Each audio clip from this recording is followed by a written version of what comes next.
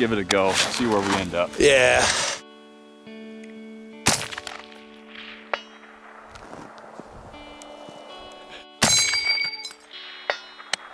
Dude. I don't know what it is about these things, man. They have soul. Wow, that is impressive. Where's that quote? Here it is. Military historian, and I read somewhere else, General S.L.A. Marshall writes the following about the M1 Garand service in Korea. It's in his book, Battlefield Analysis of Infantry Weapons. He says, the issue rifle, that is M1, has performed adequately on all fronts and is regarded by troops with a liking amounting to affection. This is true of all forces, Army and Marines alike. They have found that it stands up ruggedly against the most extreme tests by terrain, weather, and rough handling. They want the weapon left as it is now. I love that part of the quote. And they have no suggestions to make as to how it might be changed for the better. End quote. Another quote from the Department of the Army around the Korean War era as well says the following, also about the M1 Garand. Quote, in infantry company data from Korean operations, there are numerous examples wherein the retention of the position depended finally on fire from the M1. In other words, if they did not have the Garand sending rounds as fast as a Garand could send them, they were probably going to get overran. Awesome quote. Back to the quote. The M1 works equally well in bitter or moderate cold. In fact, it is the old reliable of infantry fighting during winter operations and is not less dependable in other seasons. There are occasional mechanical failures for one reason or another. All mechanical things are that way. But outside of an occasional broken firing pin, the rifle structurally stands the gaff phenomenally well. End quote. M1 Garand, Battlefield Warrior. Hello everybody, this is Nutnfancy running the Nutnfancy Project, TNP for short, year 4. This is a daunting review for me. One, to come up to speed on the M1 Garand. I'll explain a little bit about that here in a sec. Cost-wise, very expensive to do, to shoot. We have about 2,500 rounds through the Garands here in TNP, and that's not counting guest ammo. Took several months where I felt I was qualified to do this review, to be honest with you. It's probably going to be a multi-parter if we start talking about rules of the road for this video series, because there's no way I can jam it into one. Actually, there is a way. I would have to exclude a lot of interesting data and details, which I don't think most of the guys who are interested in this rifle would dig so much. I usually hate multi-part videos. They're a lot more work for me to do, and the subsequent parts never get the view numbers. But here we go. Battlefield Warrior, M1 Garand. I just don't see how it's going to fit into one part. Rules of the road. I'm going to get to the details, as I always do, via this crap right here. But let me talk about some stuff that might allay some fears, some concerns you might have, what you can expect, what you can't expect from the Nutnfancy tabletop review on the Garand. One, as I am not the end-all expert on the Garand. I'm not, so don't expect me to be. I am, however, very competent in running the weapon system as of now. I wasn't last year because, here we go, first revelation, ground rule, I was prejudiced against the M1 Garand. I was not enamored with it. I didn't think it was like the go-to battlefield rifle. I thought it was old-fashioned, extremely heavy. Imagine that, Nutnfancy criticizing it for being heavy. We'll talk about that. I think most of my prejudice, however, was born out of something I haven't revealed to you guys yet, at least directly, and that is, to me, the Garand was a drill rifle. It was. I went through 4 years of Air Force ROTC collegiate level, and this was the rifle I drilled with. And I'm not talking about standard parade drills. I'm talking about advanced aerials, double spinning, over the head, with a 9.5 pound Garand. That's what we did. I'm going to roll in footage and you guys will laugh. You'll probably think it's cool of me spinning the M1 Garand in my individual routine. I was honor guard commander for a number of years, and actually we did quite well, just saying, when we competed with the Garand going up against USMC units who were running O3s. Hello, much lighter gun, easier to control, spin, all that stuff. We always used to make fun of those guys. Or the Army guys, whoever was running around with O3s. Talking about M1903 Springfields. But I had a prejudice thinking of this as a drill rifle. That's why. In this video series, I'm going to actually answer the question, is the M1 Garand, even in this modern day, a good, viable combat rifle option? With all the advancements we have, with all the cool rifles, multiple choices of calibers and accessories and optics, does the M1 Garand still hold its own now? Well, first and foremost, to answer that question, I had to become competent in the weapon system. I was very competent in handling the gun, battery of arms, all that stuff we learn in drill, basic and advanced.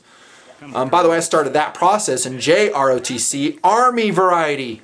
Another revelation from Nutnfancy. You guys didn't know that I actually started my military career in the Army, if you were to count JROTC in high school as much as that. It was actually Murphy High School, Alabama, is where I went to JROTC Army. Started drilling with M1903s then.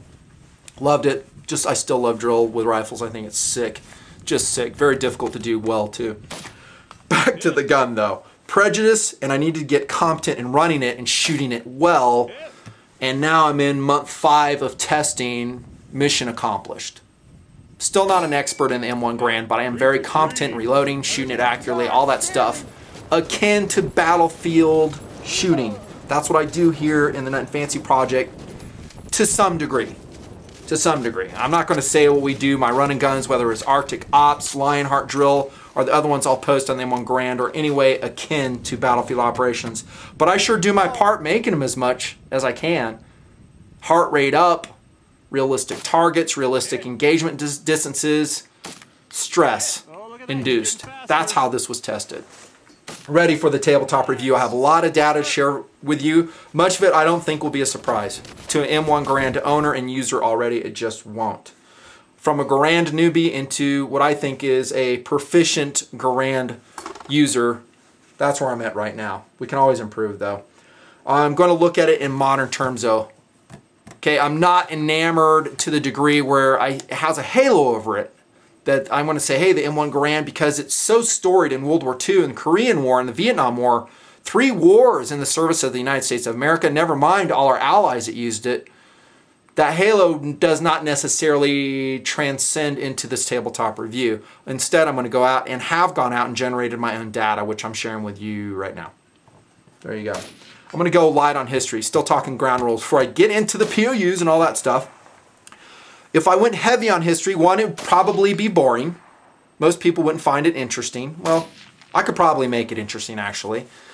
But maybe you won't find it interesting. And also, it's going to go so long. There's so many details included in a video format. I'm going to go light on serial number specifics, parts matching, valuable specimens of the M1 Garand, rarities of the M1 Garand. I'm going to go extremely light on the M1C, the M1D sniper versions. Probably won't talk about those much at all. I'm going to concentrate on the battlefield rifle, the standard M1 Garand. And that's just how it's going to go. There's so many awesome books written about the M1 Garand. It's been that way for decades. There's great websites with all kinds of information. If you're trying to put one together, parts match it, all that stuff. Make it parts correct. Go to those websites. You probably won't find that here. So if you're disappointed in that, I'm sorry. Be cool in the comments. Okay, don't be a jerk. Just be cool with each other. If you have strong opinions, put them in a cool way and then be cool with everybody else. We appreciate that. I did want an M1 Garand video review in my rifle inventory because it is such a quintessential battlefield rifle. For me personally, it's something that I want, that I can refer to my friends to all over the world, my subscribers, you guys. Hey, what do you think of the M1 Garand? Go to my video. 5 months of work, thousands of dollars spent in preparation for it. There you go, M1 Garand. I'll probably get some details wrong. Names, dates, references, parts, names wrong. I do my best. There's so much to get right. I do pretty good, but forgive me if I get some stuff wrong. These are CMP rifles that I use for the testing process. Specifically, 5 of them. actually, was there more than 5? No, there are 5. Some are TNP rifles, some are loaners, and some belong to guests who have shot with the Nutnfancy project. Let me introduce the players to you real quick because this might be interesting to guys and they will want to know. First and foremost, you're looking at a HRA service grade made in, let me make sure I get my date right, June to December 1953 CMP rifle, service grade. Just came back from an outing with my son, Last Suspect. This is one of the shooters in the Nutnfancy project, service grade. Look how clean that thing is for service grade. Wow. I'll try to show it to you in depth. I will tell you this, it's hard to wrangle these basically 10-pound guns in front of the camera. Okay, so I may disappoint you in that. It's just too much. I'm standing behind the tripod. In the background, this actually did the lion's share in all kinds of drills of the shooting. This is a CMP, that is Civilian Marksmanship Program. Special grade, new manufacturer, Springfield Armory M1 Garand. Refinished, I'm talking reparkerized parts, not necessarily correct for the year of production. New Criterion brand barrel by Krager, and it did a lot of shooting. Between all the TNP guns, last count is probably more than this, about a 2,500 round shot. Probably more than that, actually. I didn't keep a tally on the last couple outings. Off in the wings, here we go. I don't know if I'll roll this on camera. I'll show it to you as one of the shooters here in TNP. This is Tactical Doodles rifle. This is a Springfield Armory World War II Garand, mostly parts correct.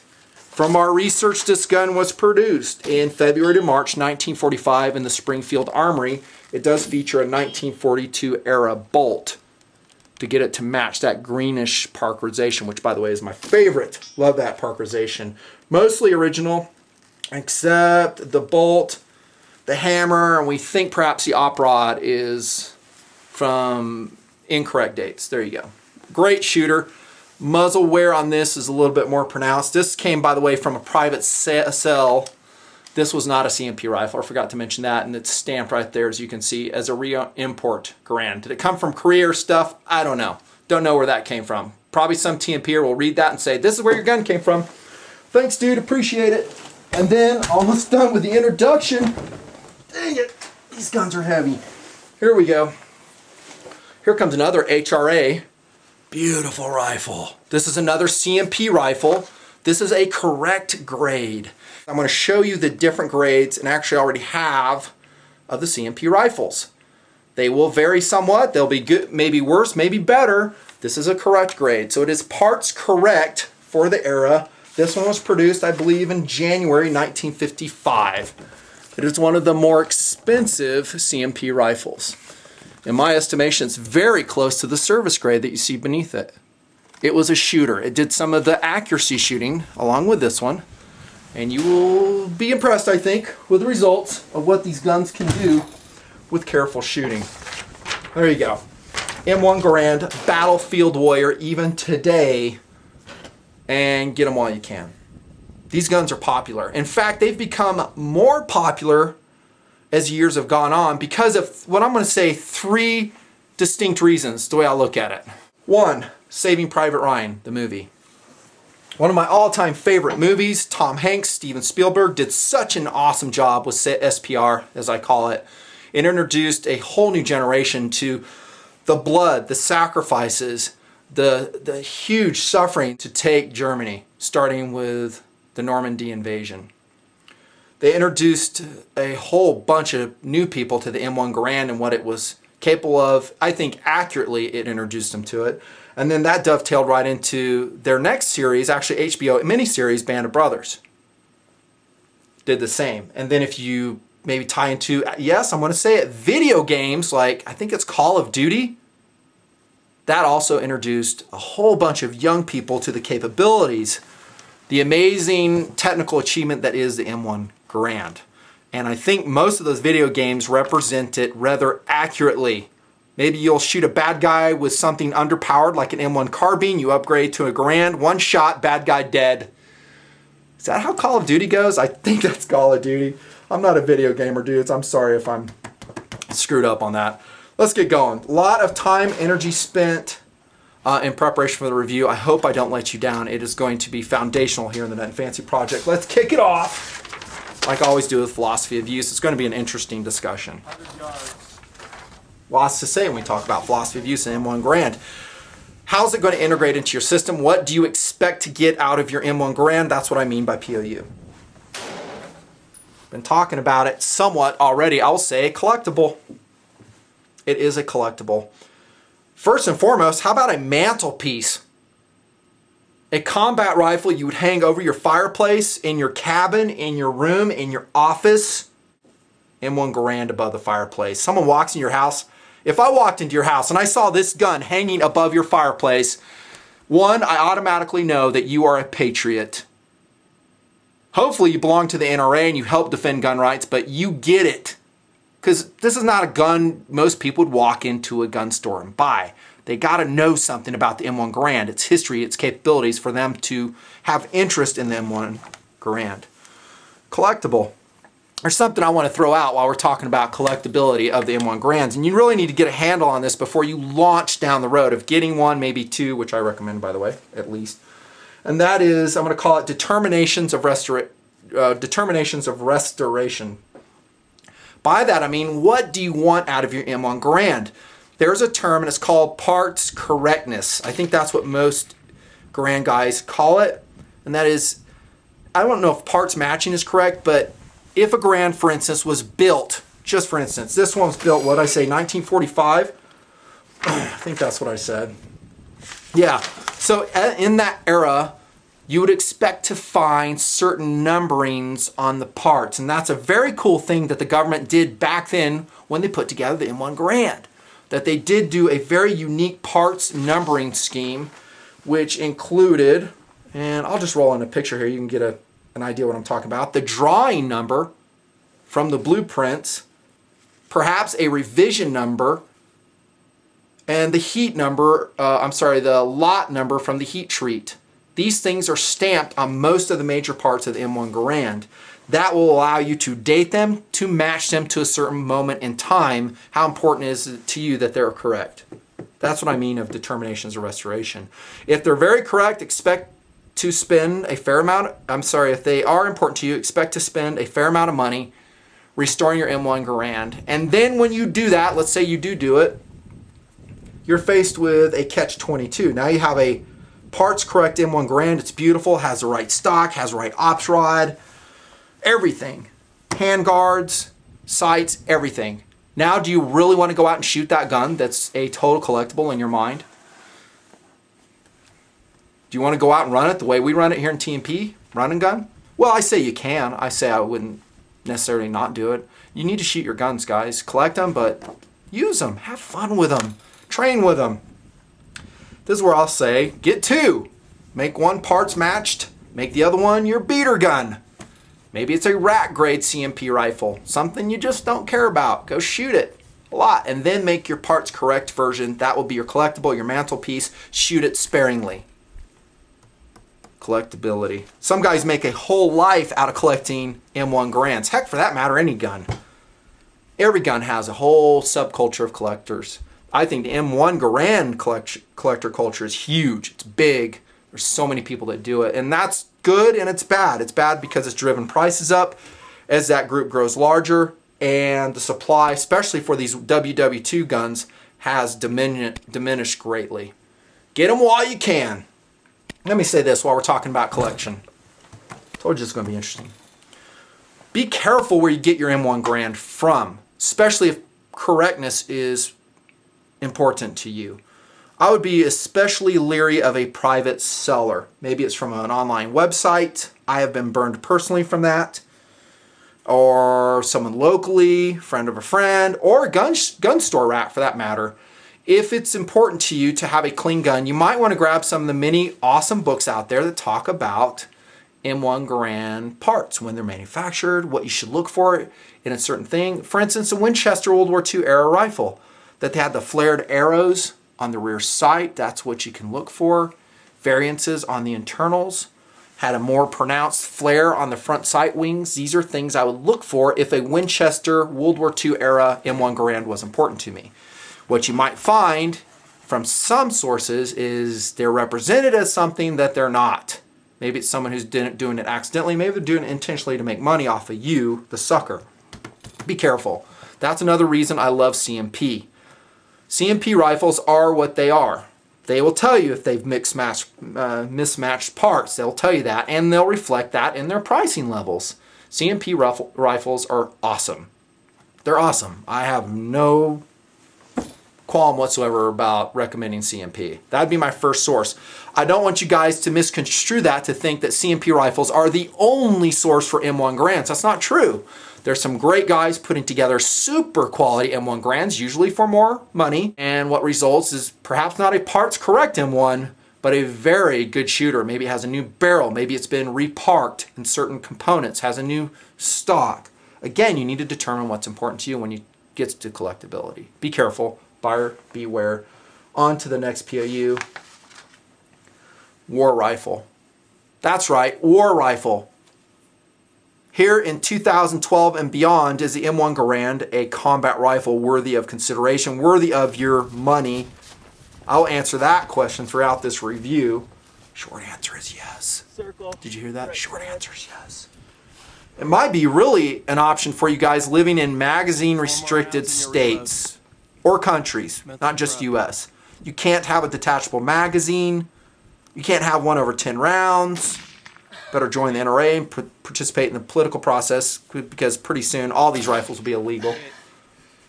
But is it a good war rifle option? I'm going to hang that one out there. I'm going to answer that as we go along. And then I'll say recreational.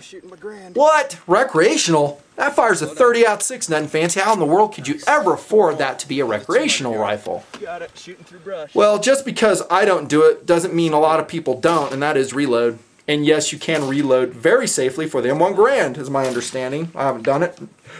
No time. Do you want me to reload or make vids? Take your pick. Next target. A lot of guys reload safely for the M1 Garand. There's all kinds of data out there.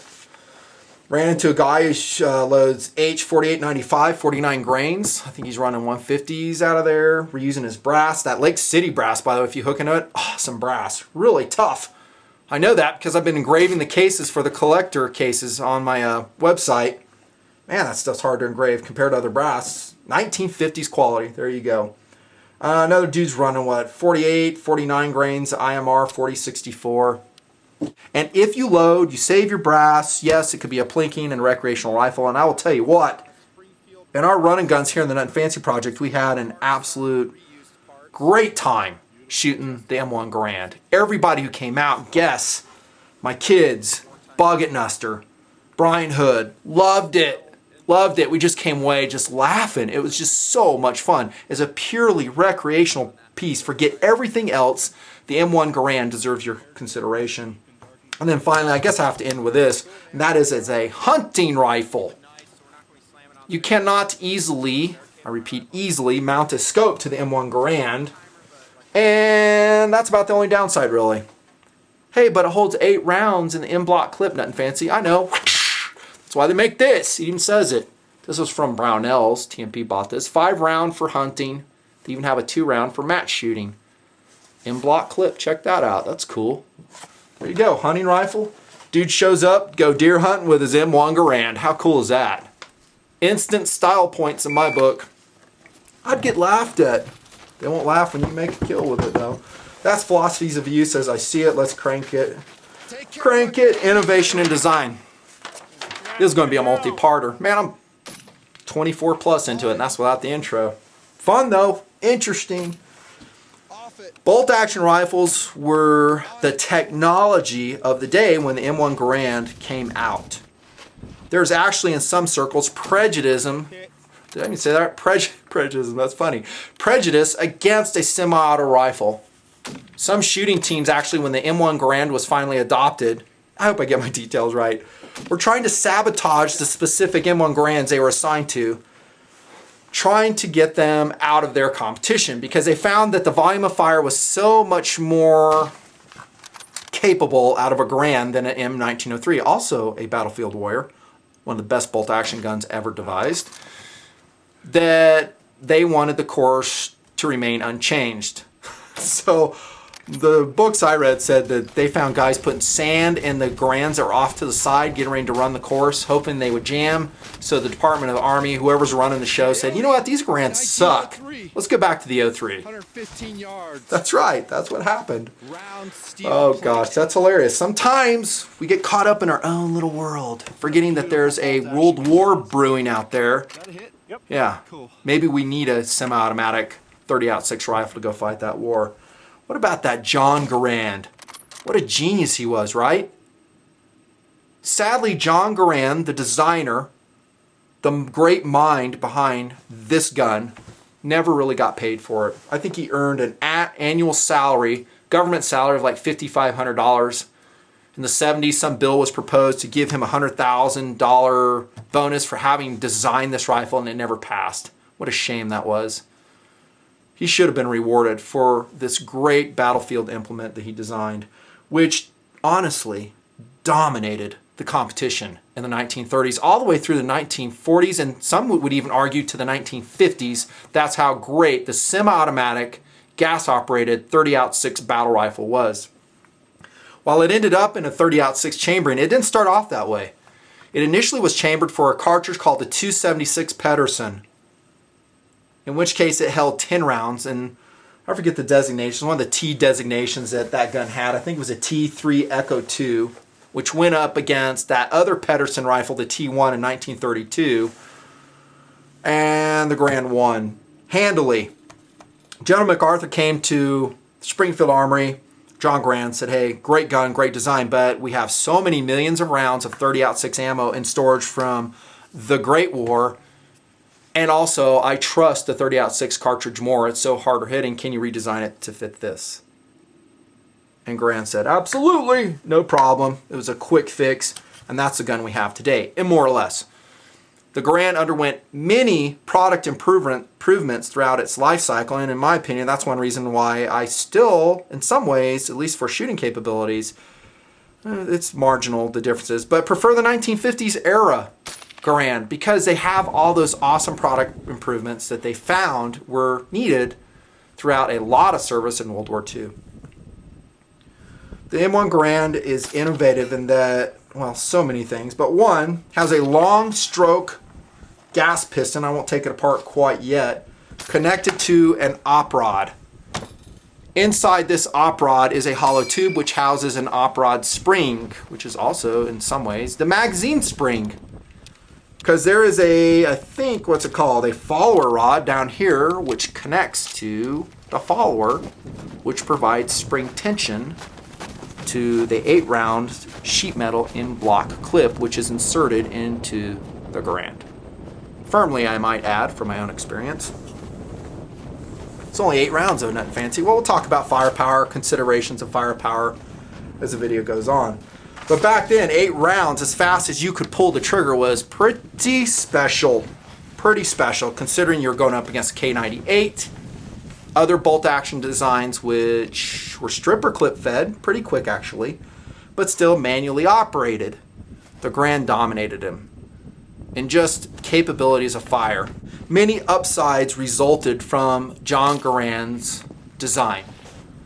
We're going to talk about them in talking points, but generally it's a reliable, durable design, hard-hitting, relatively affordable, at least this day and age. Awesome sights, by the way, and just has a couple downsides. One is that it does use an M-block clip. Very difficult to top off. Probably jumping ahead in talking points, whatevs. It's only 8 rounds, at least in today's terms, somewhat limited, and it's not detachable. And if we talk about prejudice, there was a prejudice against detachable magazines back in the 30s. They thought it would be lost, rendering the rifle inoperable. Thought they might get dirty.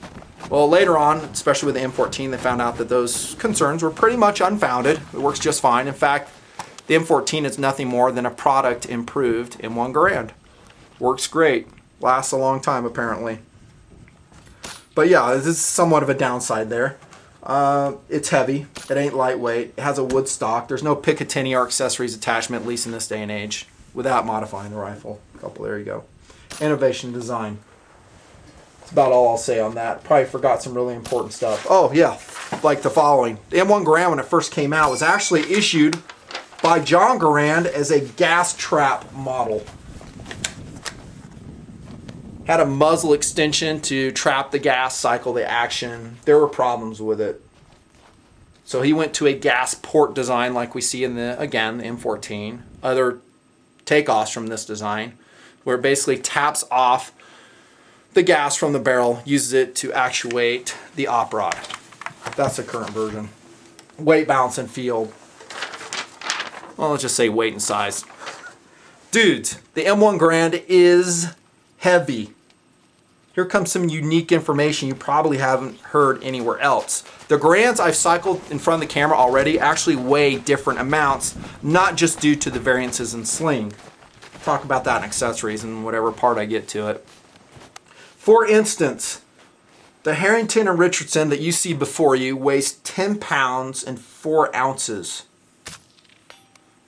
Now the sling, I'm talking the OD canvas sling that's on it right now, is basically a 5-ounce sling. So if we subtract that, we have 9 pounds, 15 ounces. You're going to get about 5, maybe 6 extra ounces due to Cosmoline storage in the M1 Garand. That's what I attribute it to. What? I've never heard of that. Well, what else could it be? Variances in stock density, Nutnfancy. Black walnut, which by the way the M1 Garand uses. Which reminds me, I got to talk about one more thing in innovation design. I hope I go back to it. Yeah, there might be some variances in density. I understand that. But not 6 ounces worth. I don't think so.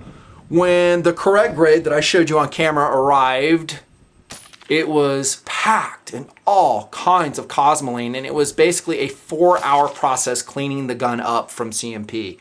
It was a mess. Even to this day, when this gun is shot, you'll see Cosmoline leaching out of the wood. That adds weight to the gun. That's my point. It's going to add time for you to clean up too. And you might have a Cosmoline coated M1. The good point is you won't have rust on it. The bad part is it's going to be in that stock, and what I used is a heat gun to lift that Cosmoline out. I daub it up with a blue shop towel. That process is repeated hundreds and hundreds of times, and so I can lift as much of that grease out of the stock as possible. I'm not sanding it or anything like that. I'm preserving it. I want to get that grease out. But some, apparently, according to weight, won't come out. Enough said on that. This gun in the background, this is a CMP special with a new production CMP stock with a cool CMP cartouche wearing some battle wear from the TNP running guns, by the way. Talked about that on camera with a Lionheart drill. 9 pounds, 3 ounces. That's naked, I think, without a sling. 9 pounds, 3 ounces. So there you go. The other one with the leather sling, that is Tactical Doodles, is 10 pounds, 14 ounces. It probably has a little bit of oil weight in it as well. It's wearing an M1907 leather sling. There you go, 2-piece leather sling. It is heavy. Some of the allies, when we gave them the M1 Garand after World War II, heck, perhaps even during World War II, complained how big and ungainly the M1 Garand was for them, being small-statured, right up into the point where they went into combat with it.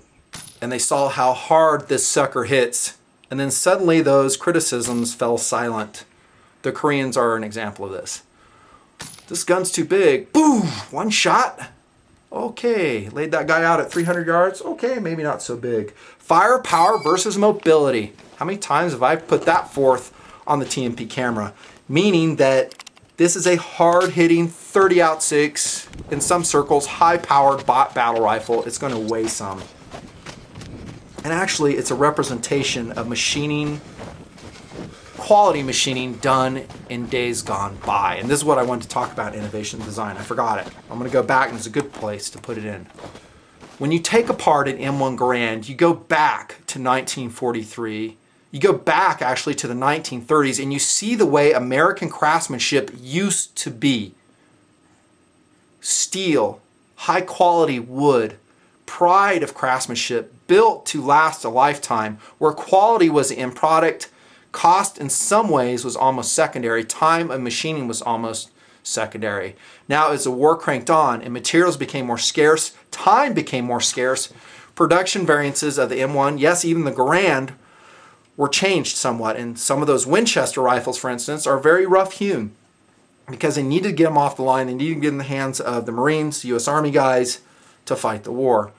But still, you're getting and iron, well not iron, but steel and wood machined, I will say forged and machined battle rifle. Look at the receiver of the M1 Garand. Turn it upside down, take out all the parts like I've done. I'll roll in a picture and just look at it. That is a forged hunk of steel. High quality steel, WD steel 8620 variety, carburized to 12 to 18 thousandths, 1600 Fahrenheit.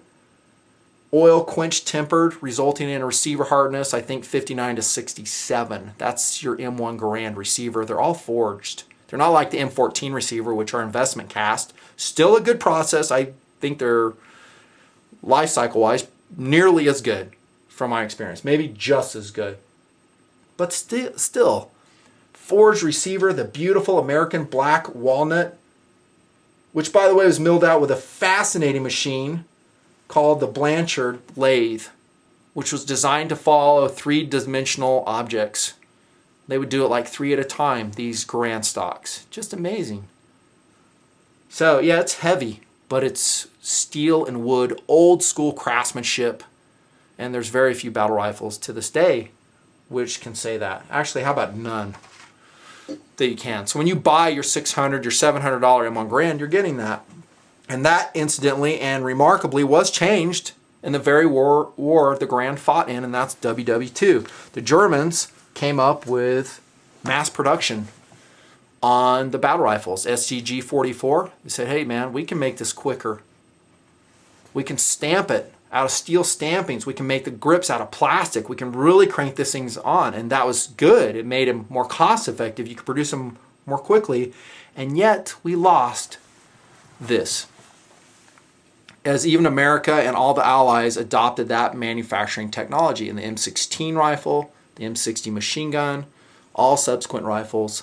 So in one way, when we pick up our M1 Garands, we're going back to that period. It's just as capable, and yet there's just something special, intangible about it. Weight, balance, and feel. I'll say the balance is excellent on M1 Garand. Length of pull is, we're going to go ahead and go into ergonomics, is about 13 inches, which for me, being 6'3", is a little bit short. But usually during the run and guns here in the Nutnfancy project, I was wearing LBE, so it worked out just about right. Not that time. Just about. Point of balance is excellent.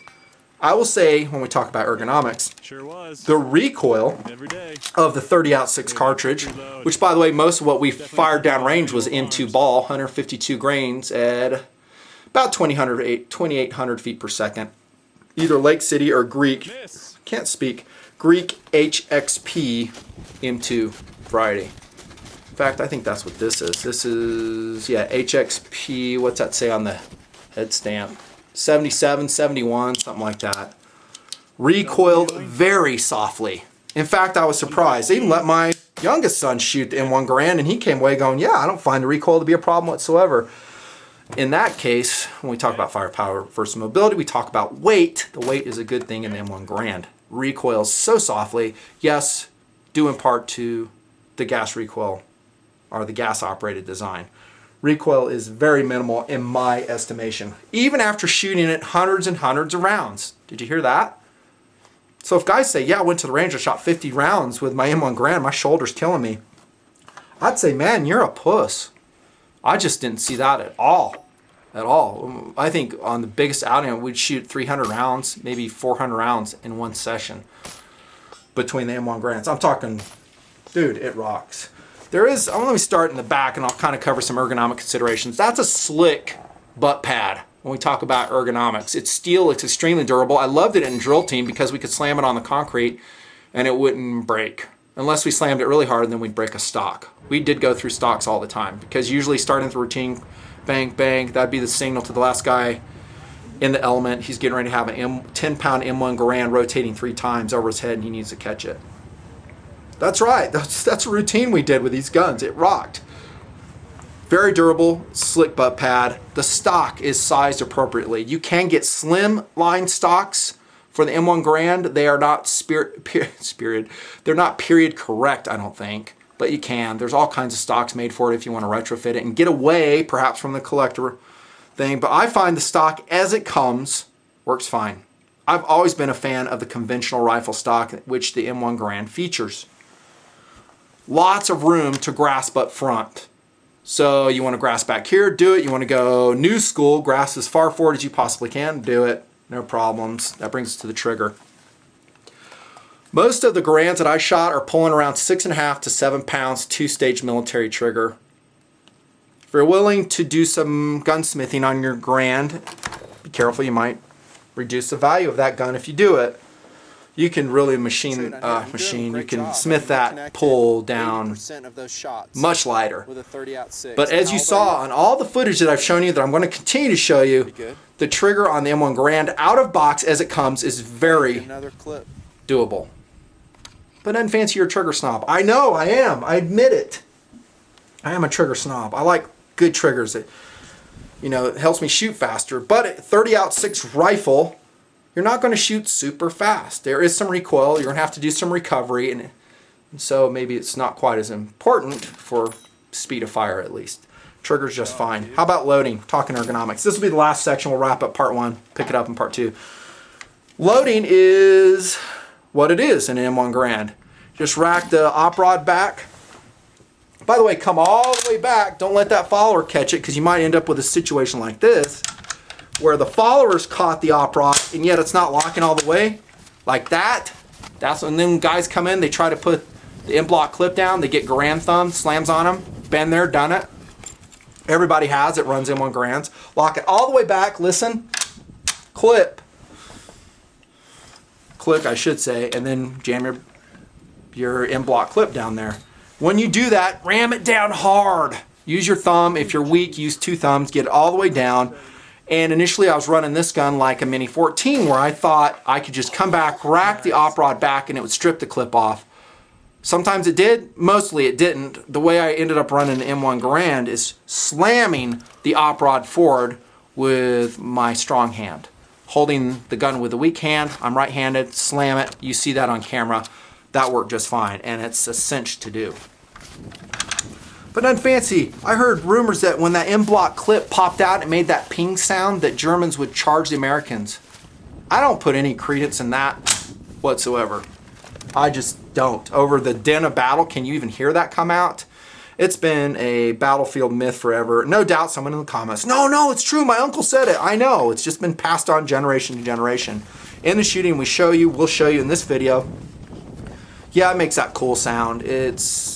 I guess it's not ideal. I'd prefer not to have it, but I don't think it's a showstopper with the M1 Garand. And actually, I don't think there's any documented, I'm talking with historical records, cases of where the ping of an ejected M-block clip from a Garand got a guy killed.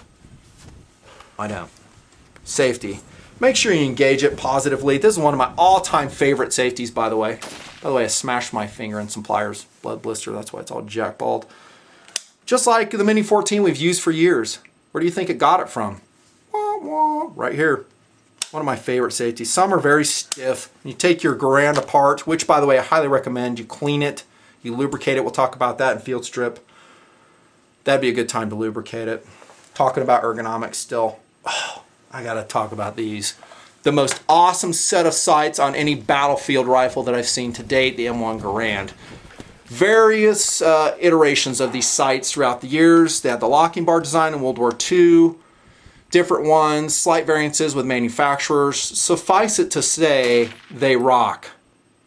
1 MOA adjustments for windage and elevation, all done at the rear sight, which was innovative back in 1936 when this thing was adopted. Weren't a lot of battlefield rifles that have that. Out of box, the M1 Garand has a very precise, clean ghost ring sight picture that I absolutely love. I've always raved about aperture sights. I love them. I hope I can continue to use them as my eyes age. I put National Match .062 sights on most of the TNP M1 Garands. Why, Nutnfancy? Well, we did some long range shooting out to 400 yards, 300 yards. Heck, even 100 yard shooting, I prefer it. Just cleaner. It obstructs less of the target. I will say this, most of the accuracy shooting, actually all of the accuracy shooting, and at least half, if not more, of the Garand drills you see in TNP were done with a stock Garand front sight. The retrofit didn't take place until much later. Great sight. The M1 Garand sights are amazing. The only thing I will say is make sure they're tightened. Make sure you can't press down this blade, this rear sight blade, and it goes zzz, and it goes down. If so, you're going to have to tighten a screw or take it apart. Maybe you have some worn out parts and need some replacement. What else? We're talking ergonomics. The sling. I got to wrap it up, part one. I prefer the sling you see running here. I don't recommend this one. I bought this one off Amazon.com and it's a piece of crap.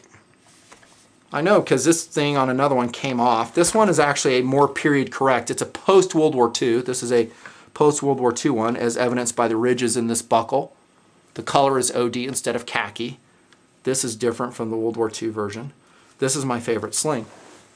I'll talk about slings perhaps. Well, let me say that for accessories. That's probably a better place for it. 43.6 inches overall. It's a 10-pound battle rifle. Ergonomically speaking, it's about as good as it can be.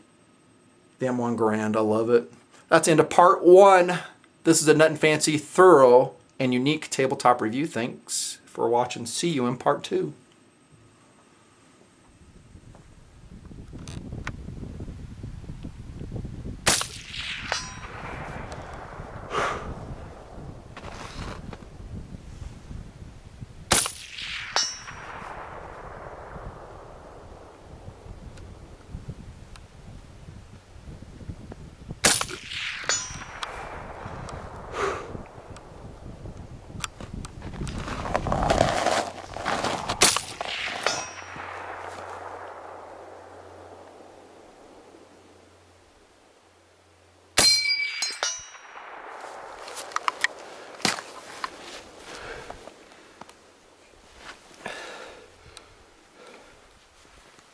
That gun rocks. Nice shooting, brother. Thank you.